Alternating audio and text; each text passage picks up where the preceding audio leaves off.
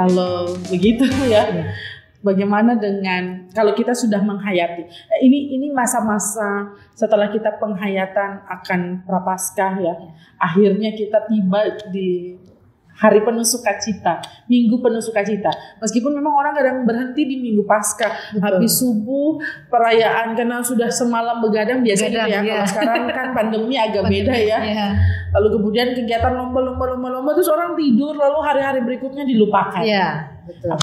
Dan kita pernah berada pada pelatihan spiritualitas ketika kita menghayati hari-hari sesudah Paskah. Pada saat pandemi di 2020 ya, dengan berjumpa dengan orang-orang yang kita anggap sebagai sahabat-sahabat, orang-orang yang menampakkan wajah Kristus. Nah, bagaimana penghayatan Paskah Usi sendiri sebenarnya? Kira-kira penghayatan Paskah di tahun ini ya,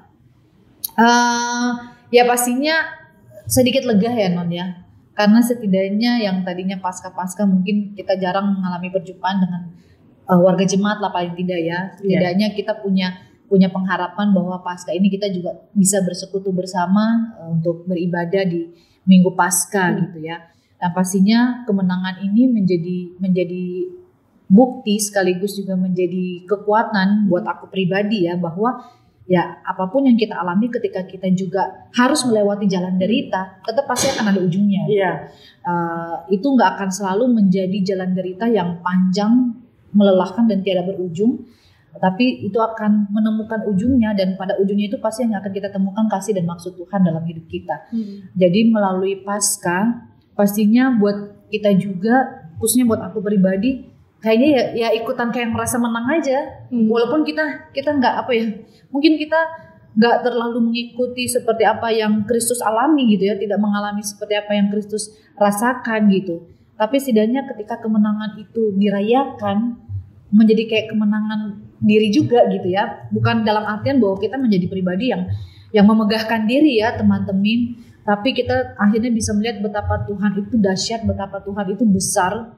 Bahkan dia bisa mengalahkan maut, itu kan sesuatu yang luar biasa. Karena ya kadang-kadang zaman sekarang aja ya masih banyak orang yang kalau mau dibilang ya takut mati. Kalau dibilang kenapa takut mati ya karena kayaknya banyak dosanya gitu ya. Padahal ketika kita menghayati Paskah kan itu menjadi satu momen untuk kita terus mempertahankan. Kalau dalam minggu-minggu sengsara kita sudah menghayati betapa berdosanya kita, betapa kurangnya kita tapi dikasihi, maka sesudah Paskah seharusnya itu menjadi momen-momen kita untuk menjaga keteguhan hati kita menjadi orang-orang yang baru gitu ya, menjadi ciptaan yang baru, orang-orang yang berkemenangan.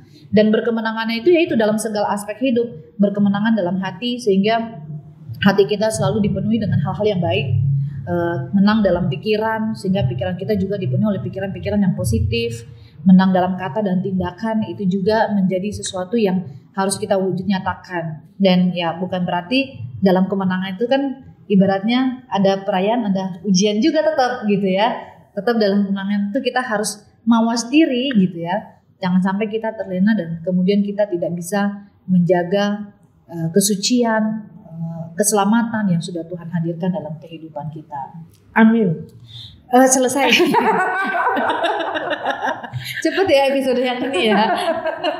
Kalau Pet bagaimana? Udah amin. Ini sebenarnya aku takutnya mengulang ya. Cuman intinya sebenarnya tiap minggu itu kita merayakan Paskah kecil. Ya. Betul. Dan kalau bicara Paskah kecil berarti kalau ini puncaknya, berarti kan harusnya ada sukacita yang meluap-luap. Dan sukacita itu didasarkan pada pemahaman yang seperti Usi bilang tadi.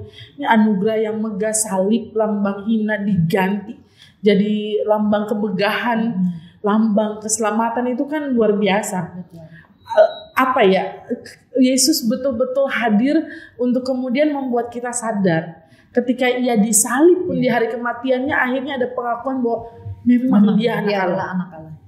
Itu kan bicara soal kepastian. Kalau orang-orang Saduki nggak percaya ada kehidupan setelah kebangkitan dan mereka memuji Yesus perihal kawin mawin dan lain sebagainya. Kalau orang-orang pada akhirnya sampai sekarang ini memperdebatkan perihal Yesus sejarah, lalu kemudian bagaimana kebangkitannya itu hanya bukan tubuh, jiwa dan roh, tapi hanya bicara rohnya saja dan lain sebagainya, apapun itu ya. ketika orang sungguh-sungguh memperdebatkannya berarti ada yang menarik di sana. Dan ini yang menjadikan kita semakin kuat, teguh dalam iman dan pengharapannya pada Yesus. Jadi hari ini ketika teman-teman dan kita semua merayakan Paskah ya, di minggu-minggu Paskah, minggu-minggu penuh sukacita, mari sadar ini bukan karena kitanya, tapi karena inisiatif cinta kasih Allah. Iya. Jadi ini puncak seluruh perjalanan misinya. Dan karenanya itu perlu dirayakan, ditampakkan, disiarkan, disebarkan dimanapun Tuhan tempatkan kita berada sambil kita realistis. Benar bahwa kadang-kadang perayaan itu menghilangkan makna yang sesungguhnya. Ritual itu kadang-kadang juga membuat orang bimbang dan ragu yang mana yang harus dihayati ritualnya kah, kesembuhan hati kita gitu ya. Tapi kemudian jangan sampai semua itu hilang. Dan bersyukur karena tahun ini kita juga bisa merayakan Paskah mudah-mudahan dalam perjumpaannya. Meskipun memang ada yang masih online, terbatas dan lain sebagainya, tapi jangan sampai hilang sukacita itu. Betul. Aduh, selamat Paskah teman-teman. Biarlah sukacita akan kebangkitannya memerdekakan kita juga. Betul. Karena kita sudah dibebaskan dari belenggu maut. Penghukuman tidak akan ada, tapi memang kita akan berjumpa di hari penghakiman.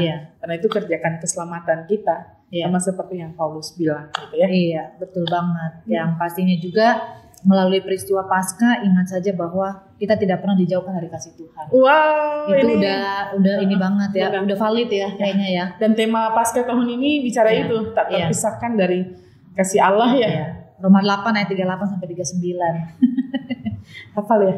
Enggak. Dibaca boleh, silakan. Ini sebagai ungkapan syukur kita podcast juga ya. Betul. Roma 8 ayat 38 sampai 39 menyatakan, sebab aku yakin bahwa baik maut maupun hidup, baik malaikat-malaikat maupun pemerintah-pemerintah, baik yang ada sekarang maupun yang akan datang, atau kuasa-kuasa, baik yang di atas maupun yang di bawah, ataupun sesuatu makhluk lain, tidak akan dapat memisahkan kita dari kasih Allah yang ada dalam Kristus Yesus Tuhan kita. Demikian firman Tuhan. Boleh dong kasih salam Paskah untuk teman-teman. Salam Paskah ya. Langsung kaget aku pas baca firman. Ya mungkin salam Paskahnya buat teman-teman ya, melalui Paskah di tahun 2022 ini. Kalau saya pribadi cuma mau bilang teman-teman, Tuhan sedemikian sayang dengan hidup kita ya. Tidak ada yang tidak bisa Ia berikan untuk kita semua. Tapi semua kembali kepada diri kita masing-masing. Karena seringkali keakuan kita, keinginan kita yang menjauhkan kita dari kasih Tuhan. Oleh karena itu di momen Paskah ini mari kita terus membenahi diri.